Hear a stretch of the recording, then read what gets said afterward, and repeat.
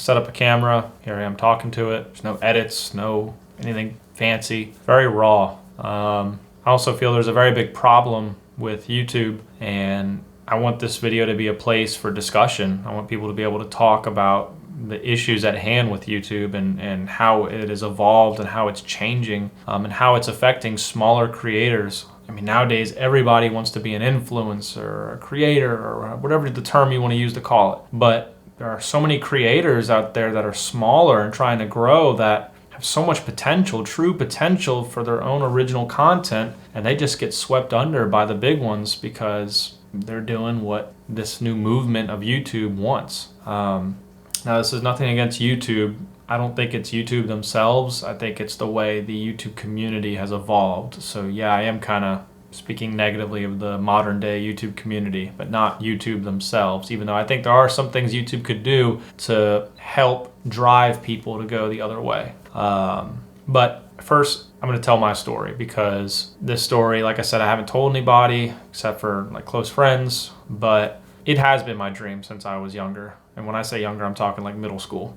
25 now, I turn 26 actually tomorrow. Well, at midnight. It's 6 o'clock right now in the afternoon while I'm shooting this. I have the proof. I mean, I since I was in middle school, I've been making YouTube videos. This channel that I'm uploading this to now has only been up since 2020 because I was terminated by YouTube in 2017. Wasn't banned, but they did terminate me, and that's what I'm going to tell you today, what happened. Hopefully you don't make this mistake, and you know, I want to see people with motivation and drive to keep going forward. And unfortunately, we're in a time right now where a lot of that motivation is kind of dissolving. But anyway, ever since I was really young, I've always made videos. I've just loved film and watching, you know, the way TV shows and movies were made. I loved music scores from movies. I remember my parents even had a little VHS camera, you know, one of those little Sony camcorder things. I don't even know what model it was, but I would record videos with neighbors and stuff and friends, and you know, we would do like these little scenes, you know, start, you know, walk and stop, you know, whatever we were doing. And then if we wanted like background music, you know, there was no editing software, so we had to take a little first generation iPod Nano, plug it up to a little tiny speaker and play it somewhere near the camera. That way there was background music. And God forbid you messed up because there was no cutting or chopping. You had to rewind and film over that tape. And the biggest fear was that you didn't back up far enough and you had like a little sliver of another clip in between each of those two clips, and then you were all screwed up. And it was a rough time, I'm telling you. Technology has evolved so much since then, and I was like 7 or 8 at that time, so early 2000s. Then things changed once I got to middle school. I remember there was, you know, these cool little cameras coming out, like the flip cameras. I don't know if you remember those. They had this little like USB that would flip out on the side. You could just plug it in the computer. There was no memory cards, no nothing. It was just plug and play. That was it. It was the coolest, hottest thing at the time. I'll see if I can find a picture that I could throw up. But those changed the way people were shooting videos. People were uploading so many YouTube videos with that, because YouTube came out in 2006. And it evolved the way videos were able to be made. It was also, I believe, one of the first like HD cameras. It was like very, very bad 720p. I was not able to get one of those. They were very expensive at the time, but I remember my parents were able to get me, or they ended up getting it for like family vacations, a Kodak PlaySport. This little guy took an SD card. You could pop it in there and start shooting whatever. It was waterproof too, which was really cool. So I would take it like to the pool or, you know, whatever vacation we were on, just shoot all sorts of weird videos. Here at Gauntlet 20. Is that a phone? How do you feel? Wonderful.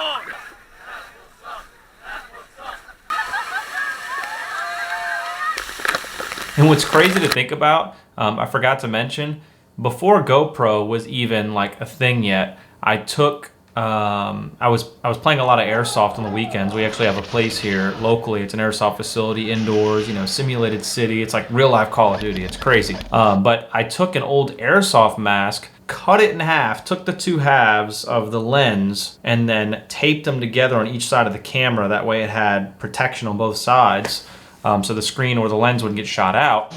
and then I took an iron sight and took a screw that would fit in the bottom of the camera and screwed it through the iron sight. That way I could attach it on the rail system. And I made this before GoPro was like even a big thing yet, which again is crazy to think about. I was also really big into like video games at the time, and that was before video game, videos were even like a thing. There was maybe like a couple out there, but it was people, putting a camera on a tripod in front of their TV screen and then like commentating over the gameplay. It was terrible. It was such a struggle at the time. Then there was these things coming out called PVRs. Now, a lot of you don't even know what a PVR is. A PVR is literally a capture card. That's what they were called before they were like capture cards. But PVRs, especially like Hauppauge was a big company, Hauppauge PVRs. Roxio made PVRs. And it was all like standard definition, unless you did like the component cable display, then you could do like 720 to an extent. But I remember my parents wanted to convert our old VHS videos to digital, like for DVDs and stuff like that, and they could put on like on a hard drive. So they bought Pinnacle Studios Plus 12. I remember exactly the edition. This was a software, it was like a really fancy movie maker. You could like edit videos. This is before I even knew about like Premiere Pro or anything, but you could make videos with it, and it came with a little capture card that was standard definition. It had the composite, the yellow, white, red. And so that changed the game for me. It had USB on it, and I could plug in like my GameCube and my PlayStation 2, and I could record all these crazy videos. I'll see if I can maybe find something in my hard drive. I have all my old stuff saved, and God forbid anyone sees it. If you really want to see it, I might post some old videos, but I just kept them for memories, so I wonder if I have some still in there. But then as life kind of went on, and I made my first YouTube channel, and that name, it was some goofy name that I made as a gamer tag back when I was in middle school. I had a friend named Gundy. His name was Gundi, and I used to tell him every day, yo, Gundy, and that was kind of how I came up with the name. And I told him, I was like, would you mind if I use that as like my gamer tag? Because I just love that name. And he was like, yeah, no problem. I was like, sweet. So I did Yo Gundy. And I needed to find a profile picture for my YouTube channel, and I ended up finding, I looked up like green wallpapers for Microsoft or whatever on Google Images, and I found this one that I was able to like crop into a picture, because at the time my favorite color was green, and I thought it looked cool. That's all that really mattered to me. It just looked cool. So I made that my profile picture, and I started going out with, this Play Sport camera. I had the capture card, and I was just kind of making whatever video I could, right, and just uploading it. We had these big church youth events where all these kids would come together, and we'd be out there making goofy videos of us dancing and planking. Remember when that was a big trend, planking? And it was just the cringiest thing ever. And then the whole game changed when I got a PlayStation 3. That was huge for me. That was an online gaming console that I could go and interact with friends online and play all these crazy new games. My parents never wanted me playing Call of Duty because it was rated M. The only one they got me was Call of Duty 3 for the Wii, because it was rated teen. So I had to learn how to play Call of Duty with the remote and nunchuck thing. And boy, that was a struggle. But that was how I first started playing Call of Duty, was on the Wii. And I realized after meeting so many different people over the years that a lot of people first started playing Call of Duty on the Wii. But I got the Modern Warfare 3 PlayStation Edition. It was so cool. That was like the first big Call of Duty that got me into it. Had some of the funniest moments and best memories on that game. Probably my favorite Call of Duty of all time. And the fact that they had this feature called theater mode. Nowadays they don't even do it anymore, but theater mode, you go and record your gameplay and edit it in the game and upload directly to YouTube from your game console. That was mind-blowing to me. That technology was insane. So I started doing that because I could do it in HD, and I only had a standard definition capture card. I didn't want to record it. I wanted to do it in HD and upload it directly to YouTube, so that's what I started doing. Started making theater mode clips, and at the time, really the only big YouTubers were PewDiePie and maybe a few others, but there wasn't that many. One of them that was on the rise that I really liked at the time was KYR Speedy. Funny guy, I'm telling you, he made some of the funniest content when nobody else was really making content. I mean, he was so creative with it. He did all these goofy trolls, and they did the Riot Shield trolls before it was even popular. Then he had Eugene Yackle series where this guy was like imitating this really stubborn, like Yankee with this really like raspy accent, and that inspired me to want to make videos where I was like imitating people and stuff like that, and started uploading some of that. And then I noticed that KWR Speedy uploaded a gaming setup video, and he showed his newest addition to his equipment, and that was the Roxio Game Capture HD. So I convinced one of my parents. I was like, what if we could convert these videos to HD, right? And I told him, I was like, this one does HDMI. You can use it. I can use it. And I kind of like worked out a deal with them. I would either go to one parent or the other to work out a deal, and behind each one's back trying to convince one of them to get it for me. And eventually, because it was going to benefit not only myself but my parents, I convinced my dad to buy it. So he picked it up, and now I could plug my HDMI into the PS3, into the capture card, and that was the game changer. So I have all these crazy troll videos and memories of all these old Call of Duties.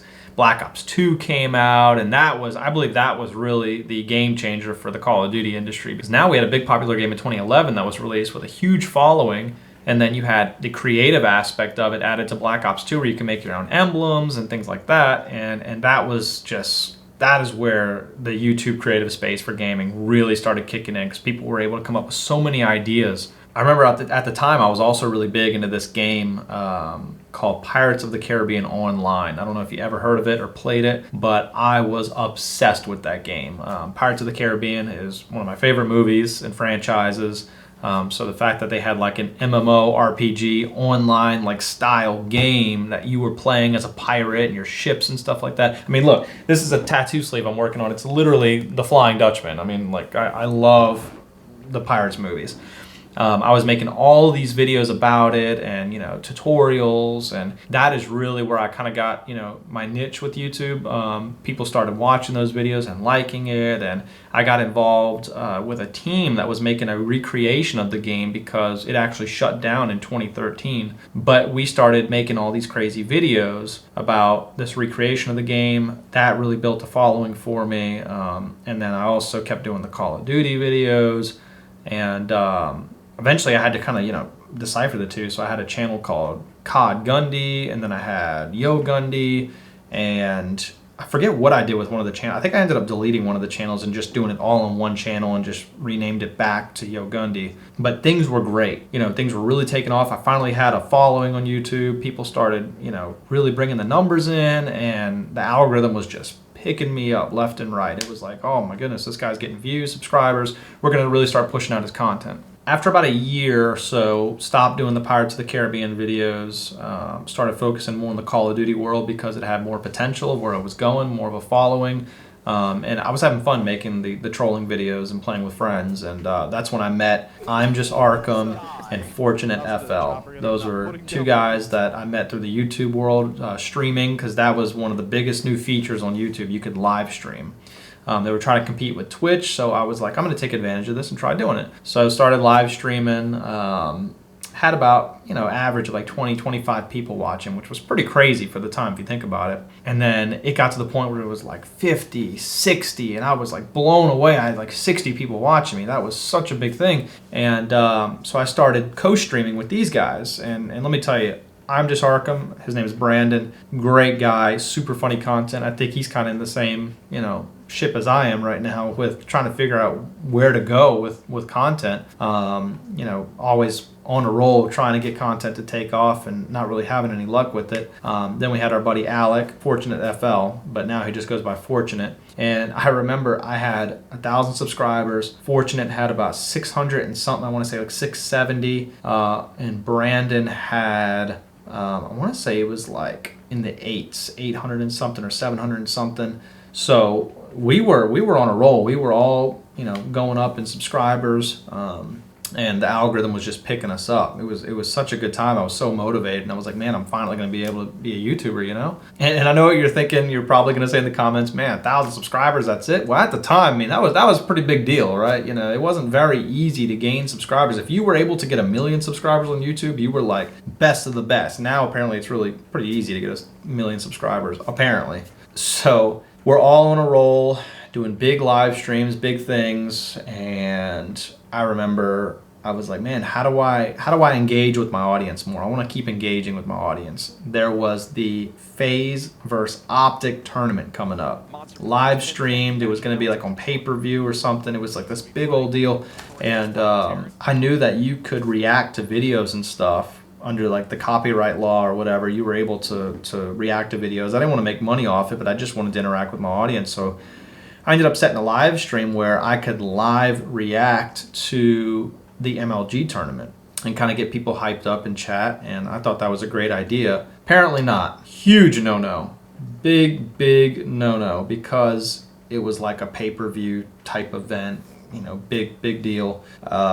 Started streaming it, and about 20 minutes into the stream was taken offline. I got a notice by email stating that an employee of Activision, it gave me the name and everything of the person that reported it, had ended up claiming that I was not authorized to be streaming this. They took it down, and long story short, they ended up terminating the channel because I was, I guess, in legal violations. They didn't give me a strike or anything like that. They just took down the channel, and I'm getting emotional thinking about it. My eyes are starting to water. But I had no way of appealing it.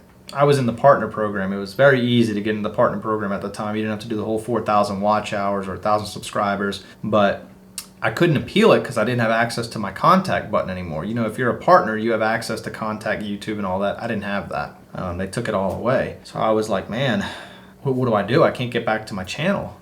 And I ended up being so persistent with it. I looked up this guy's name who worked for Activision. I contacted him on Facebook. Like I found out who he was, and kept messaging him. And eventually he responded and said, you know, hey, I no longer work for Activision. You know, I'm sorry. I don't know what to do to help you. And that was the end of it. I was like, well, I really don't know what to do now. They deleted all my content. Thankfully, I have it all saved on my hard drive because I always saved my videos before I uploaded them.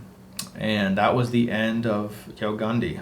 Fortunately for Brandon and Alec, they kept making content, amazing content for that matter. And I know Alec, fortunate, he got noticed by a big YouTuber and kind of got picked up, and he just kind of kept going up that train of popularity, and unbelievable. Congratulations to him. I mean, he truly earned it, worked hard for it. He's so good at Call of Duty. He was doing these nuke challenges and Moab challenges, and they were really entertaining to watch. They still are. Brandon, he's got up to like, I think 6,000 or something subscribers. And then me, I ended up having to remake a channel. I made Yo Gundy 2.0 was what I ended up making, and that channel got some traction. I ended up getting really frustrated with it all and deleting it. I think I got up to like maybe a few hundred subscribers, but I ended up just getting really frustrated with it all. It wasn't going in the same direction the original one was, and I gave up. I ended up actually making another channel called Captain Gunderson, and that was kind of to play along this captain's hat theme I had going on, which I love, by the way. Brandon and I used to play together all the time with the captain's hats, and I ended up getting that one really going pretty quick. We're talking over 1,000 subscribers again, and did a New Year's Eve live stream. And this live stream, I made it to where people could donate, and they could pay money that they earned through like stream points. You know, the more they talked to my stream, the more points I got, and then they could use that money to like donate links to pop up on screen, and different music videos for me to dance to and interact to. And unfortunately, I guess showing full, you know, Vivo music videos at the time was like big no-no as well. It wasn't just audio, it was video as well. And somebody played a really popular song in another country, and they hit the channel hard with that. On top of, I had the original Restream service, which everyone knows about now, but before, when they were just like in their beta stages, I was an early supporter and used their app to where it would comment and reply to people in your chat via your account. It would actually take control of your account. It wouldn't use a bot or anything like that. And they ended up having to update the software and change it because that went against YouTube's terms of service. So I'm not sure exactly what happened with that, but during that live stream, about after 2 hours of streaming, I even put my phone number on the stream for people to call. And long story short, the channel got terminated after that stream. That was my last big stream, and I got terminated a second time. And I'm gonna show you the final moments of that stream before it went down. We're live. It is New Year's Eve. Castle on the hill. I stay fresh as hell. Hey! Dude, I can't hear you, man. I'm dancing like hell. Oh, you can't take these moves. So I was just shuffling. I swear to God, I was just shuffling. Guess what? I got a good feeling. All right, here's someone. Oh, let's turn it down. Yo Gundy hotline. Yo Gundy speaking. Oh my God, Mickey Mouse. What is this? We got a caller, guys. Pause the video. This man is drunk. We got a caller. Oh Jesus, I can't stand up. Yo Gundy hotline. This is Yo Gundy speaking. Yeah, I'm calling about a noise complaint calling from your apartment. Oh, we got another caller. Pause the music. Yo Gundy hotline. This is Yo Gundy speaking. What's up, Yo Gundy? What's going on? Who is this? You know me. I don't know you. Do I know you? No, I got a California number calling. Hold on 1 second. I gotta answer this. Hold on. Yo Gundy hotline. This is Yo Gundy speaking. Yeah, this is the YouTube police. The YouTube police? Oh no! Oh shit! Get down! We got another caller, guys. Another caller. Jesus Christ! Thank you for calling the Yo Gundy hotline. It's Yo Gundy speaking. I am a worshiper of the devil, and your stream is now cursed. Have a good day, you little bitch. Oh my God! Shut the fuck up, Martin. I was able to get all my old subscribers back because I had a Discord server. I was using Discord ever since it first came out. I'm a beta tester. I'm on their early supporter team and all that. So I had some way of still communicating with my diehard, YouTube subscribers, and got them to kind of all come on board with the new channel. And unfortunately, the YouTube algorithm was changing a lot by then, and just the whole scope of YouTube was changing, and the way it wanted content being made and the way people were making content. It's gotten to a point now where I just put it back to Yo Gundy and, gained 5,000 subscribers over the many years of trying to get it back to where it needed to be. And that's kind of where I'm at. I ended up deleting all my videos just out of, back and forth frustration and here I am, 13, almost 14 years later, still trying to take off on YouTube. And it's funny because I always tell people, man, I've always wanted to be a YouTuber. And they're like, oh, everyone wants to be a YouTuber nowadays. And I'm like, no, you don't understand. I wanted to be a YouTuber before it was even a big thing, before it was even popular. And maybe one day we'll get there. But that leads me to my point of YouTube is becoming a place where if I was to make the same style content as I used to, it's really not going to take off. It doesn't meet the certain, retention rate standards, the click-through rate standards, If the beginning is not really punchy and, oh my God, I'm about to give away, da-da-da amount of dollars, or I'm about to do this crazy thing, if it's not a big poppy thumbnail. And that's, I think, kind of where I'm going with, there's a lot of creators out there nowadays who are very, creative. I'm not trying to have a play on words there, but they're very creative and not seen because they're not doing these things that almost is like a robot. These YouTubers are acting literally like a robot for this algorithm, and I've been seeing a lot of other YouTubers covering this.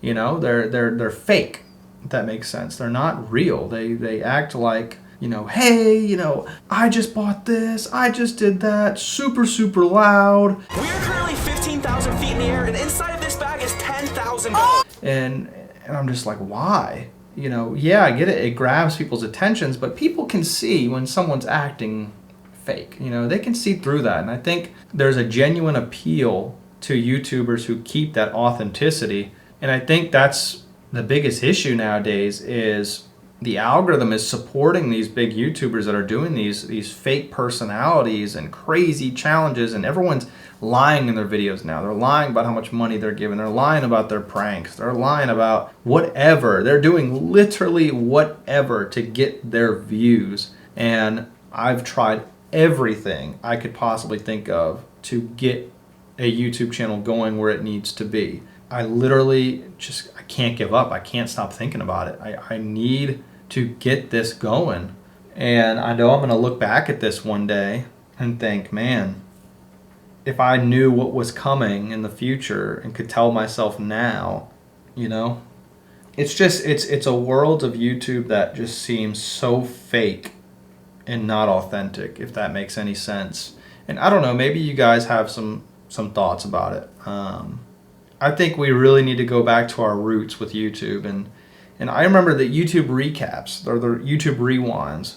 That was like the coolest thing when you saw all the big YouTubers or what was big that year, but now it's whatever's big that week. People's attention span. I think short form content has ruined this for people. I think that is one of the biggest plagues we could have ever got. Yeah, it's entertaining, but I feel short form content has now discouraged creators from making good longer form content. I mean, nobody wants to make horizontal videos anymore. They all want to be in portrait style, and the quality of content is just going down tremendously. And YouTube just used to be one of those fun places that people made content because that's what they enjoyed, and YouTube compensated them for doing what they enjoy. But now people are chasing the compensation and not doing what they enjoy. They're doing whatever the algorithm standards are to make more money, and those are the ones that get burnt out. And I think, you know, I hate to compare myself with one of the biggest YouTubers out there, Mr. Beast. He lives literally about 4 hours away from me. I'm in South Carolina, he's in North Carolina. When I hear the way he thinks when he was younger about how he felt making YouTube videos, he was obsessed with it. Like, that's what he wanted to do when he got home from school. That's what he wanted to do, you know, 24/7, couldn't get his mind off of an idea and just had to keep going. That's how I feel. And trying to do that and stay genuine and still meet these YouTube standards, it's so challenging. And I don't feel it's appreciated. And I don't know. Definitely after 13 years of doing this on and off, I don't feel I'm lazy. I feel I'm trying. I'm literally trying, and I'm going to keep trying. I mean, I have folders after folders after folders on my external hard drive of so many videos, tries, and try again, and I just can't give up. Yeah, I really don't know where I'm going with this video. That's a rant that I've been wanting to get out for a really long time. I just want authentic content. I want it back. I want authentic content back. I want people having a good time, people laughing, people having fun. I don't want people feeling like, oh, I'm just making this video to get paid and move on with my life. And unfortunately, you know, we're in a world now, I'm not trying to get to like politics or anything, but we're in a world now where anything you do can be considered offensive or be taken down, have monetization policy violations or, you know, community guideline strikes. And everyone's fearful of making any kind of content because they're afraid they're going to offend somebody. And, you know, you have to remember, like, these old Call of Duty videos, these old trolling videos, like, that's what made them funny was, you know, random people in lobbies that you never met before in your life. You don't know anything about them. You don't know what they look like. You just know what they sound like, you know. And being able to, you know, talk trash and mock each other and do it in a way that wasn't, I guess, offensive, you know. I don't know. I'm just ranting at this point. But I feel this is a really genuine thing that needs to be discussed.